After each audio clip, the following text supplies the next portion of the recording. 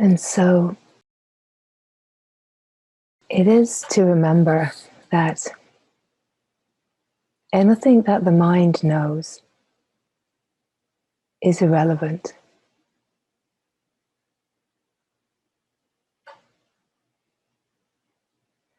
That it is the depth of the being that reveals a quality of knowing that is pure.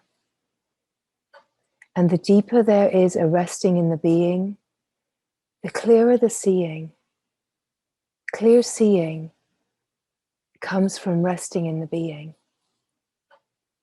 So opening to being can come in many different qualities. There can be very light touches into the being, and there can be very deep and profound shifts in the recognition of being that shift the perspective permanently.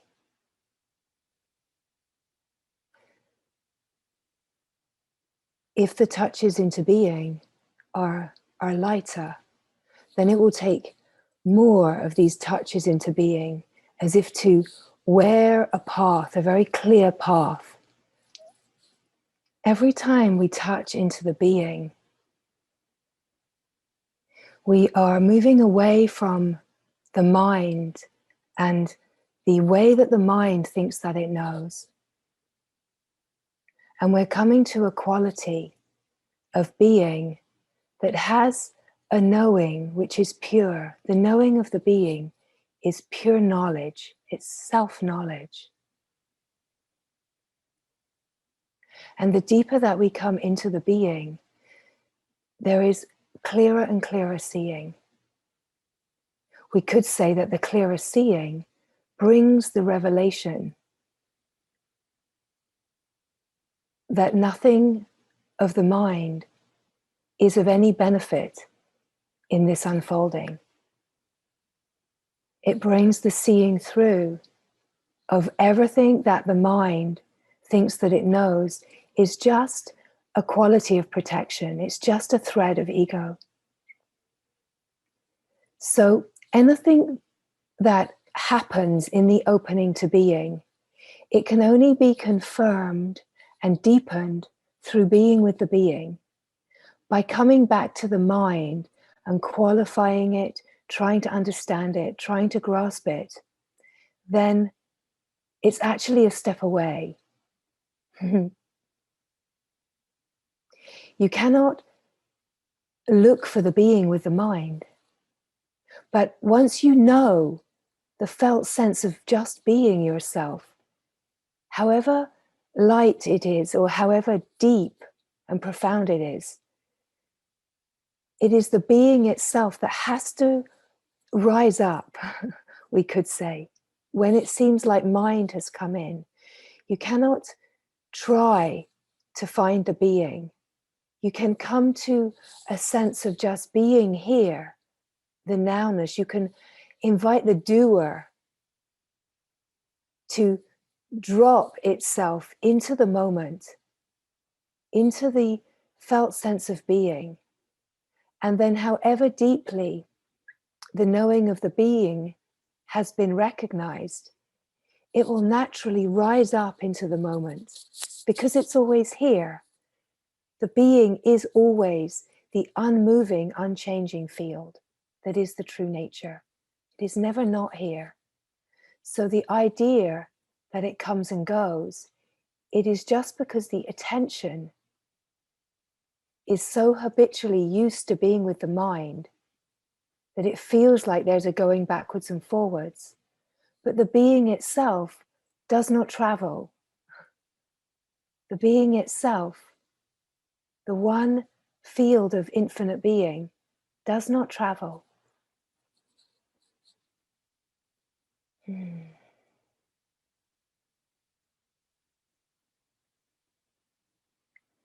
The deeper the being is recognized, the easier it is, we could say, to just drop into being. But it's not someone dropping into being. It's the awareness that when awareness's attention is with itself, is with the being, that there's clarity, there's clear seeing, there's an alignment. When everything is aligned, there is a quality of openness, a simple quality of openness that is just being. Has nothing to do with the mind.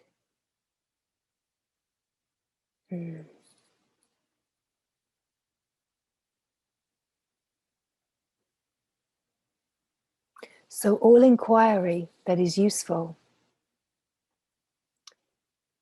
is around being with the being. That's why we could say the only question that is of any benefit is the question, who am I? That gets spoken about in different traditions with slightly different fragrances. But essentially the question is the invitation to just come back to recognize, what is this I? Can so many times a day use the word I to refer to the mind body. And that, of course, is the misunderstanding, the great misunderstanding.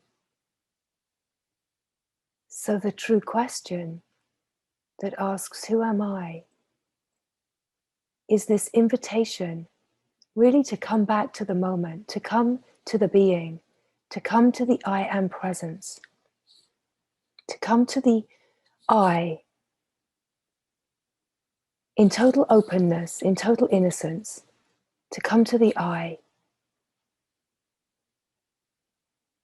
And even if the I feels to be the mind body, if you do not follow the first thought, the I, the I, the I, the I, the I, even if the feeling of that feels to be limited, staying with the felt sense of the I am, just being, it's exactly the same. Here now, exactly the same. Staying with this felt sense, it will, without question, gradually open in its recognition of itself. It will expand its vision.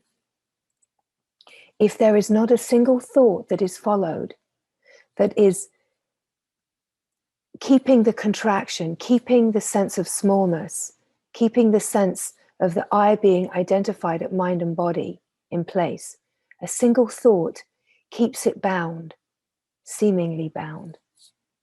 But as soon as we're just resting in the being, the being, the being, the I, the I, the I am, I am, I am, here now, here now, here now. Perhaps you can feel that it doesn't matter what the word is. It doesn't matter what the avenue or the portal is. It's all keys leading to opening the very same clear seeing.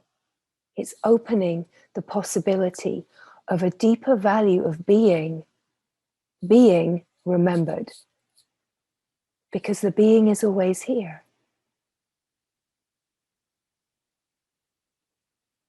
And so until the being is firmly established and the knowing of being yourself, until this is firmly established, it is not to concern yourself with mental ideas of what is beyond that, because that can just act as a conceptual obstruction to clear seeing. The being has to be completely established. So if the mind starts wondering, well, is it being or non-being? Is there a self or no self? And starts trying to explore such, we could say, teachings, it will just be creating more concepts for itself. It will be a mind creating more concepts, trying to understand something that it cannot understand. That the only doorway into the deeper and deeper values of what happens in consciousness itself, to the being itself, can only be accessed through the being. You cannot access anything that is of value through the mind. What you can notice is that if something is heard or read that speaks of a deeper value then you are living, you can feel the resonance. And if it brings a resonance that kind of brings things alive, brings a kind of enlivening, that is the being itself recognizing a deeper value of itself. But the habit is for the mind then to grasp it and conceptualize it and take you away from the true value, the true grace, which is feeling that resonance of the innermost being, recognizing and resonating at a finer value of itself. Okay? So it's not about ever understanding on a mental level. What we could say is that the intelligence, the field of intelligence that is the subtle perception of the being, is all of the intelligence that you need. It's not a knowledge-based intelligence that is of the mind, trying to get something, having to learn something. In fact, trying to learn anything about awakening or enlightenment, we could say, is for sure going to act as an obstruction. Because then the mind, I see nods of the ones that have held those teachings close for many years, decades, right? And when you come to recognize the truth of the being and the simplicity and the profundity, it's like, oh my God, 20 years, 30 years, the mind was so attached to it being a certain way, when this being was here all along. Crazy making. But what we also have to know is that the moment of clear seeing is perfect timing, because there's only now this eternal moment. And what happens in this deepening into being is a complete evaporation of the story of the life. So everything that the me is attached to of my life, that's played out like this, my story, my life, my past, my ideas of my future, of how my life is going to look in the future, you recognize that it's absolutely irrelevant. And actually, attachment to that in any way is what creates a sense of bondage. Of course, there's never any bondage, but the sense of bondage is the habit of being attached to past and future. Could even say, if the mind is attached to present, it's still an attachment, because presence itself is not someone being present to this moment. Presence itself is free even of that. We could say that the mind coming to presence as it understands it is another avenue of coming to the now. Presence, presence, presence, just the presence, just my own simple presence. I am, here now, here now, here now. Just being, simple being. Only this, only this. The silence of this, without a story, without an agenda, without holding any position, being in such open innocence that you are willing to feel the quality of truly not knowing. How profound to be in such a profound quality of open innocence. We could say, without even knowing what open innocence is, can hear the mind in the background saying, is this open? Is this innocent? Is this innocent enough? How do I know when I'm open? How do I know when I'm innocent? The humility to, we could say, be with the resonance of where you are carried, of what openness means. Be with a felt sense of openness, a felt sense of innocence. Just feel that even these words, they carry a quality because they carry a transmission that brings a sense of relaxation. Your jaw relaxes, your shoulders relax, openness, innocence.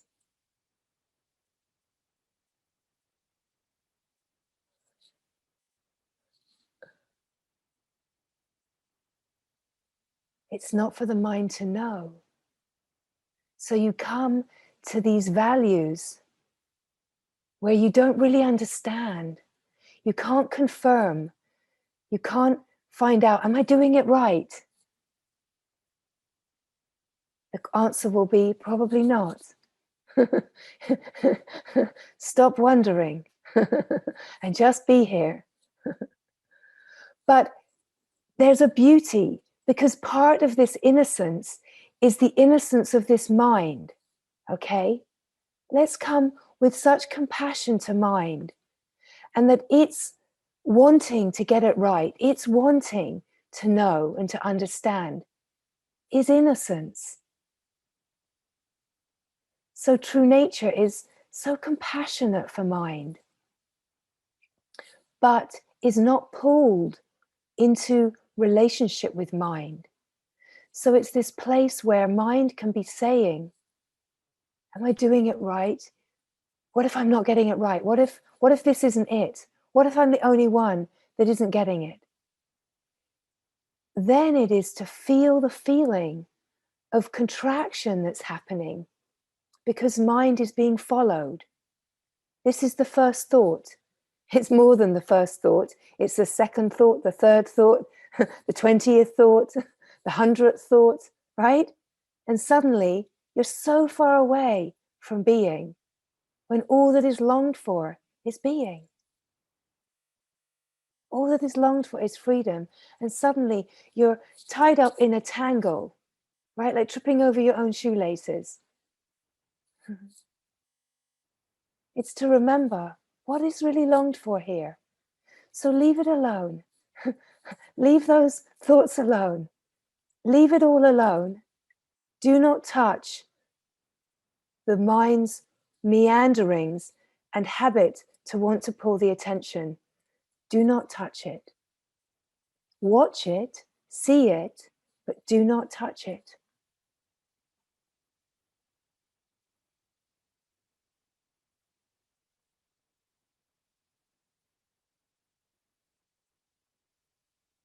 Be with the being.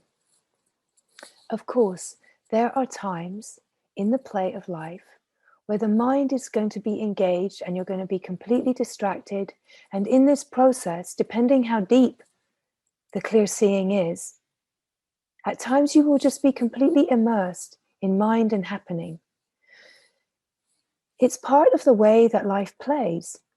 It's actually not a problem if you don't make a problem of it, because there is a naturalness where the form is just moved and whatever needs to happen just happens.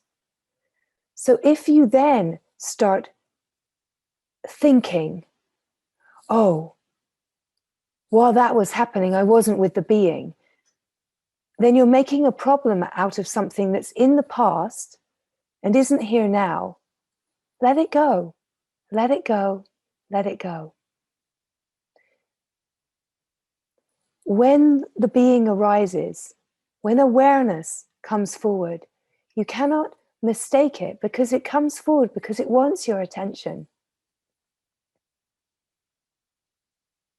So we could say at various times of the day, it will just come into your awareness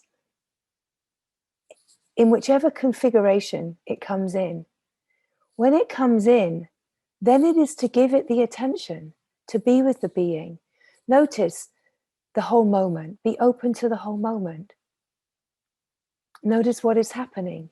Is it coming forward because there's some kind of resistance? Or is the grace of being just coming in to say, where are you now? Where are you now? What is true now? Is it just a gentle kiss from your true nature? A gentle tap on the shoulder? Because in this process of deepening, in this process of clear seeing, there's a naturalness. And the naturalness opens all by itself as there is a deepening and a deepening into being. You can notice it. We could say, at one time, there was living a life with no awareness of presence at all, just being completely in a whirlwind of being a character, completely identified. Things are changing. Things are changing. It's just to recognize that things are changing, things are shifting, exactly in their own timing. Everything is opening perfectly for each being to come into the divine remembering of the one being and to be carried in the vast landscape of consciousness all the way. The possibility is here. How do we know? Because the totality is right here. God is right here, shining in and as everything. The first step is for the being to be so completely certain of its own beingness. Because the being knowing itself, the knowing itself, it's an unquestionable, undoubtable remembering. And it's this knowing that becomes so much more compelling than the pull of the mind. But we can also say that the pull of the mind and the habit to be pulled into the world is the means that offers the possibility of deepening. If that didn't happen, if the habits didn't rise up, there wouldn't be the possibility of seeing through them. So it is to see that everything is conspiring for the being to know itself, live the fullest value of itself possible. And that will be different at every point, we could say. Every point is a unique flow of nature. So where you are carried into the being and how the being lives as an embodiment on the surface of life, it will be different. It is not to look at this form and to see the way that life is lived here and to imagine that it will be the same. Not at all. Not at all. It's absolutely unique. That's why comparison has no relevance here either. It's to be carried by your own knowing into deeper and deeper values of clear seeing.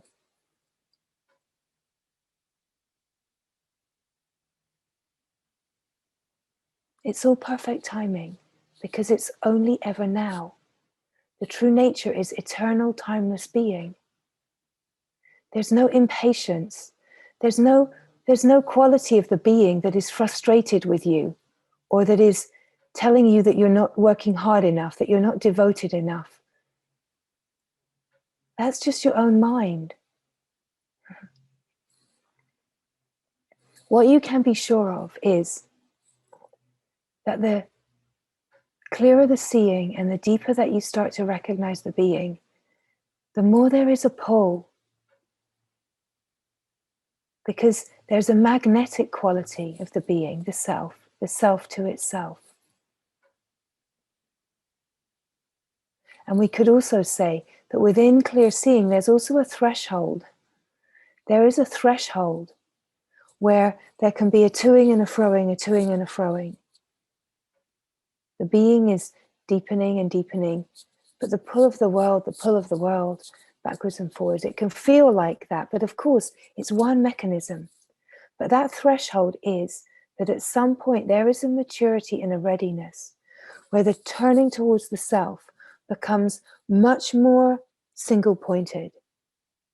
It's not that there are not still subtle threads, but the pointedness towards the self, and that is an inward turning, not a turning inward to your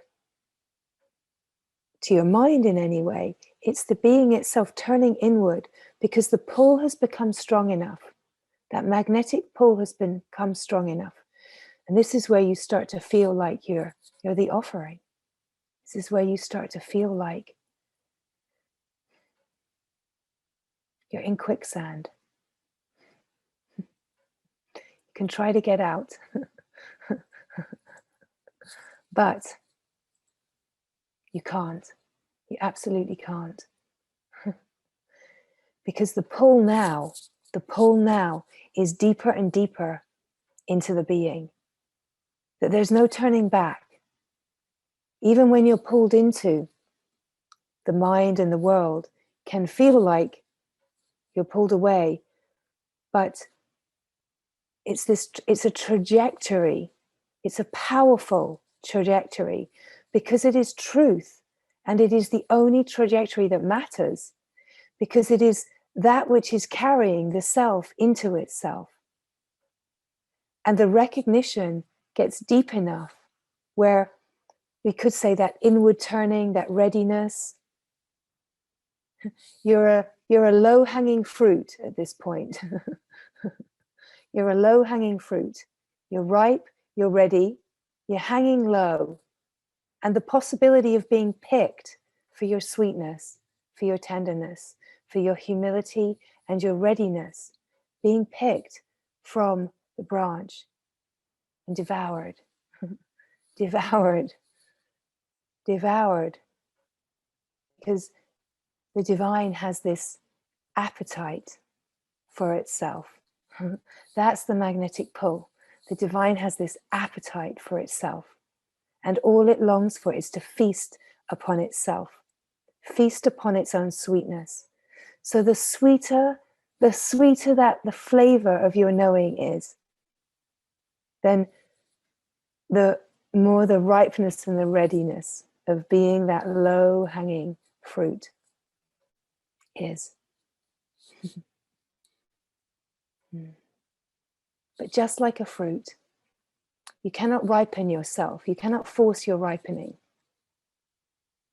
You cannot fight against nature. And that is why being with the being is being in the flow of nature, true nature, the laws of nature.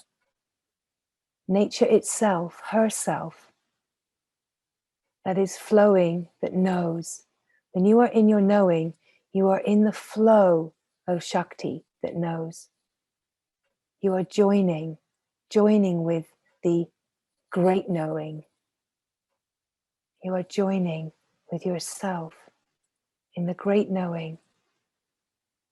Even though the mind does not know or understand, you are in the flow of the great knowing, and you are being carried. And there is a felt sense of that being carried. It's not an understanding. It's not something you can measure in a worldly way. It's a quality of trust. Even deeper, it's aligning with true faith. It's where everything is pointing in the same direction, and it's into the self, into the light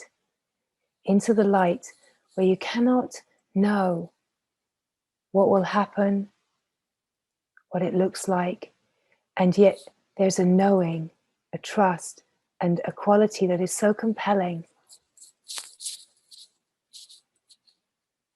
Openness, innocence. Are you doing it right? How could you not? How could you not? It is your true nature. You are openness. You are innocence. You are the innocence of being that is already awake to itself. What we come to recognize is that there is not really an awakening, that there is not really any enlightenment. Don't tell anyone. There are lots of confused minds out there, but there is no awakening. There is no enlightenment, because who you are, what you are, is the fullness, the wholeness, the integral whole. Your belonging is already in place. It is already utter certainty, because it is all there is.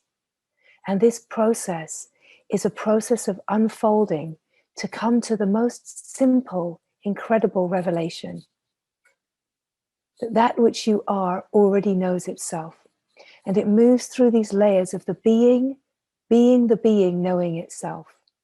It travels, it travels, it travels deeper within itself to become Brahman knowing itself, to become God knowing itself.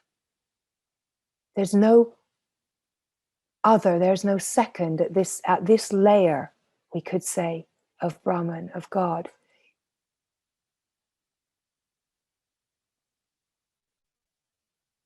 Because that which knows is it itself, because there is nothing else. There's no second. And then within this, there are deeper and finer qualities of a divinity, of a light, and only that light knows itself. You see that the finer and the finer the revelation is, only the fineness can know itself. It cannot be known by anything earlier in the process. So we could say the being cannot know the profundity of its true divinity. It has to travel deeper and deeper within itself to discover and awaken to the remembering of its finer and finer values.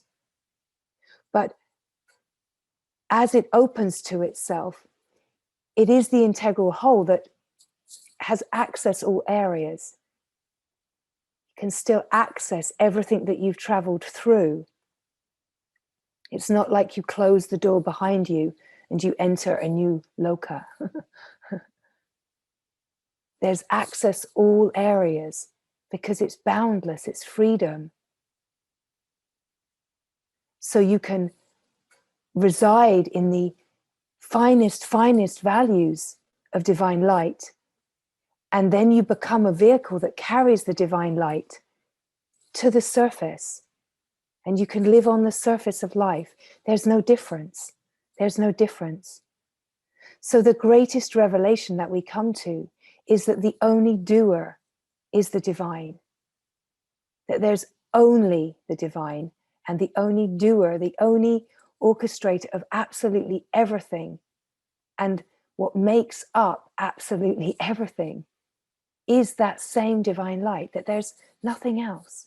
There's absolutely nothing else. There's nothing outside. There's no other flavor once we come to this depth of purity. So, it is through being with the being that we journey deep and deep within the being to find out the finer and finer values of living this. But it is not something that can be discovered on the surface of life through the mind. It is just to emphasize that your knowing is the most precious, blissful quality that you can be with. Because the nectar of your knowing is what feeds this trajectory of the self, the being carrying itself deeper and deeper into its own divinity, into the glory, into knowing its own glory. Mm-hmm. Divine being.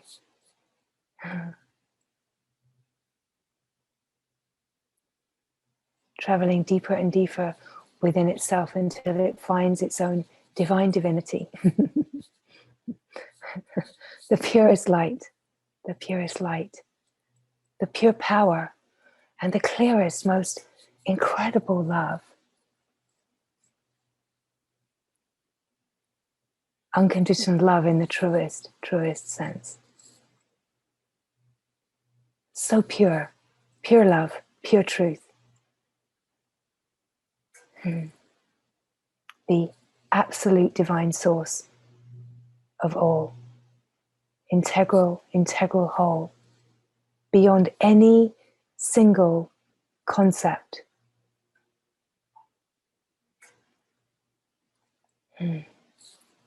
So, it is being with the being here now.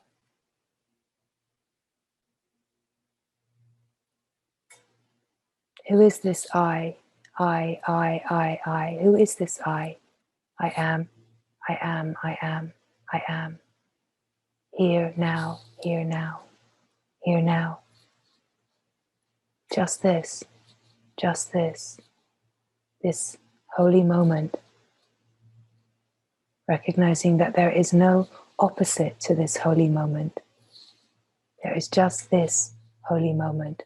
And this holy moment is absolutely rich and full of itself. The presence, the presence, the presence. The presence that is boundless, infinite, boundless, never contained or confined in any way, is utter freedom. The being that is utterly free can only know itself through being here. So the more there is the feeling of this, the being, without trying to understand, without trying to measure, without creating instructions out of this, the purity, the simplicity, the open innocence of not knowing, the relaxation of story, the relaxation of mind, falling into heart, falling into innocence. You have no name, you have no story, you have no past, you have no roles, you have no job, you have nothing but the knowing of yourself here now. Let this moment be so richly full of presence, it is as if pressing a delete button on anything else. That the presence is so rich. Delete. Delete the story. Delete the concepts. Delete the ideas. Delete the desires. Delete the wanting. Delete the name. Delete it all. Are you sure? Yes. Delete. It's all gone. What remains? What remains?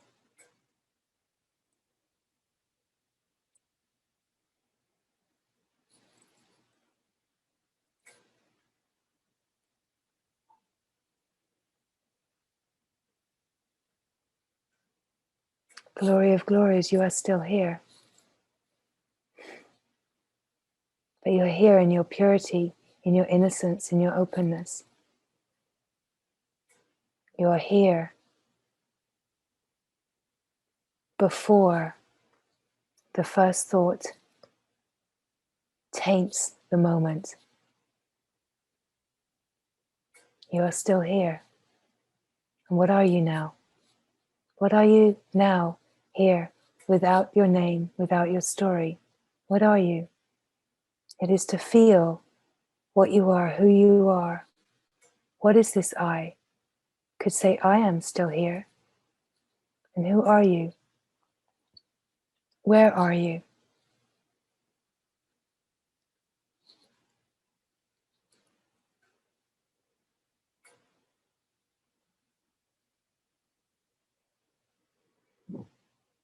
Silence, stillness, simplicity.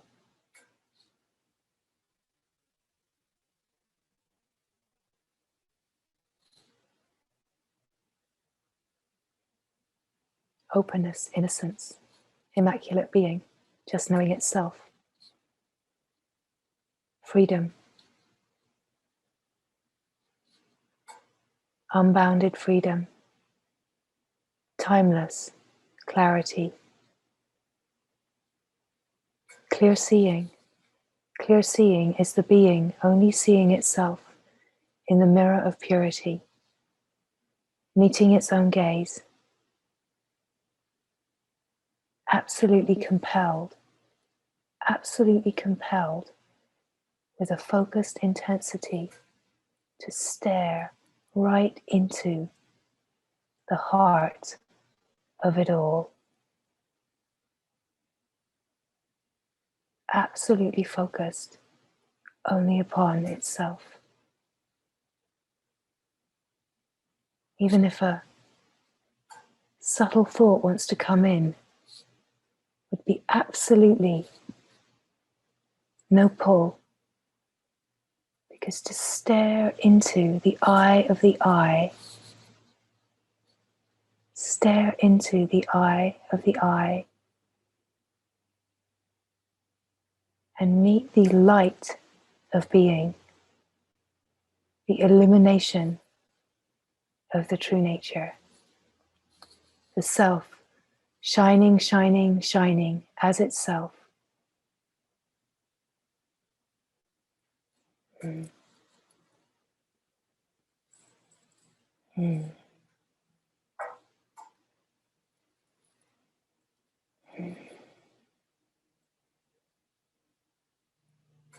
Mm.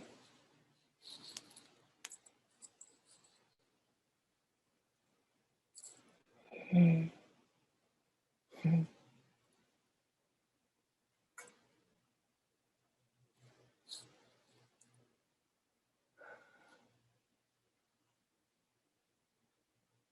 So you see, informal satsang got hijacked by the being, because the being is so compelling, so compelling. It pulls itself into itself. That ideas on the surface of life, they matter not. That the being pulled into itself, such a strong pull, magnetic, pure power, pure power, pure truth, compelled into clear seeing. Mm. Mm. Mm.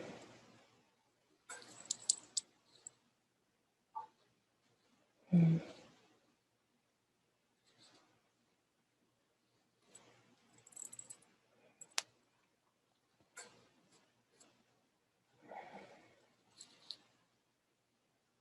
Mm.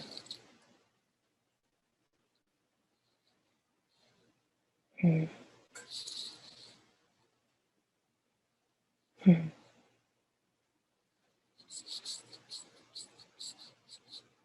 Mm.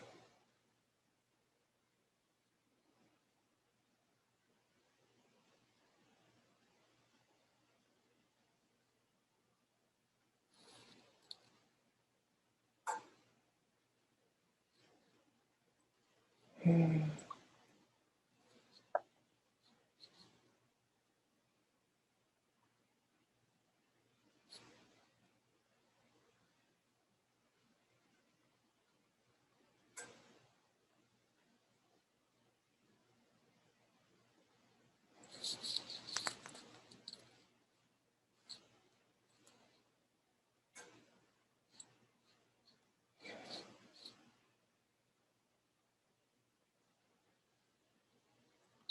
When the innermost being hears the resonance of itself, you recognize that resonance. It is not the mind that is hearing or understanding. It is the innermost being itself picking up the frequency of divine resonance, reverence too. Picking up the resonance of reverence. Falling into itself. That the recognition is the innermost being recognizing itself. And this is where the power of the magnetic pull is.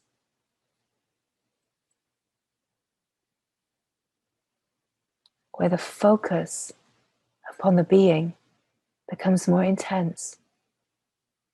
Because the aliveness of the presence is so animated within itself. It's so alive and alert within itself.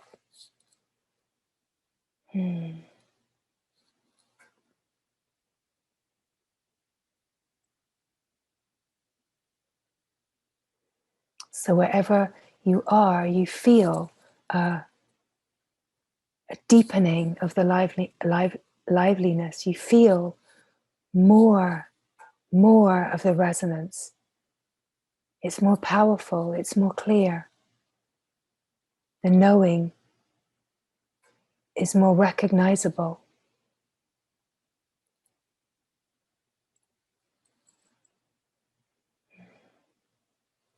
Mm. Mm. Mm. The silence is so rich, so silent, so steady, so constant, so deep. Stop. Silence, recognizing itself. Stillness, so alert to its unmoving nature, and yet so alive in that recognition.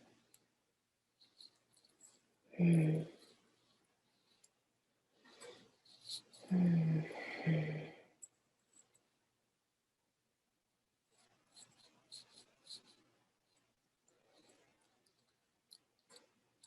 Mm.